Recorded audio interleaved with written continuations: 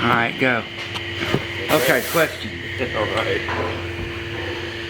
What was your initial reaction when you heard the news that there was a fire? First off, a fire downtown, or were you told it was your building or the building beside yours? Well, I was in South Africa. I was overseas when this Okay, I didn't know that. I didn't realize that. Yeah, I was overseas, and I was several hours ahead, just getting ready for a dinner, and received a call from Jenny. I actually received a photo from her saying that the shop was on fire, and then a few minutes later, she sent me a voice recording saying it's really bad. It's not just a fire. It's really bad. And so I was kind of watching from that, 8,000 miles away or wherever it was, and a lot of things go through your mind when you're watching these images of smoke billowing in the building. And what was interesting is that I wasn't concerned about the business. I wasn't concerned about the equipment or anything like that. The first thing that came to my mind, and what was strange that came to Jenny's mind as well, was that what will all our customers do? Because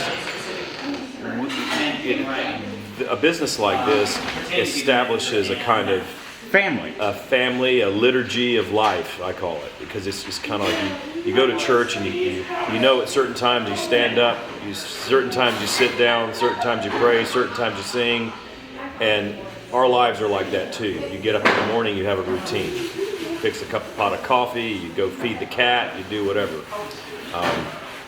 And so a lot of people had just established a pattern of life and the relationships that came from that, the people you saw every day, and you weren't going to see them anymore. And that abrupt change can kind of throw you off. And so for us, it was like we saw the business as an extension of our family. We saw our customers as an extension of our family. And just not having that venue to be together and to get together was what initially concerned us. But the attitude from the very beginning was not, life sucks and this is, I guess this was not meant to be.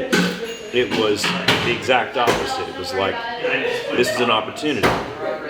And one of our daughter, Felicity, who's the manager now, she was standing with her mom watching the shop burn down, and she looked over at her and said, "This may be really the wrong time to say this, but this could be the start of something even better." And that kind of attitude, I was really, really happy to see that in a teenager. That no woe is me. It was like, this could be good in the long run, but you got to take the long run. Life is like that, business is like that. You got to take the long view. If you're just in it to get in, get out, you're not going to be able to produce anything like this. If you believe in something this much greater than this, you're going to greater than a building. Much bigger than the building, much bigger than the business. It's what keeps people like us in this town, because it's more than just a town. You can find other towns just like this around the world, but it's not your town. Right. It's not your town, and this is Enterprise may be a city, but it's always going to be our town. So This was a long time coming. We knew it would take a while to get back. We didn't know where we would be, but it actually it worked out better than we could have possibly imagined. And we opened almost a year to the day we burned down. Within a month of when we burned down, we were able to reopen. So that was a blessing, and we expanded. We were able to do things now. We're able to do things now that we were hoping to be able to do eventually. Right. But we were thinking years down the road. We were going to grow in that little 400 square foot space until it justified maybe something opening up and expanding. This was an acceleration. It was like God was saying, you know what? This was your kiddie pool, but you're meant to do something much bigger. So you got to see how it went on the small scale.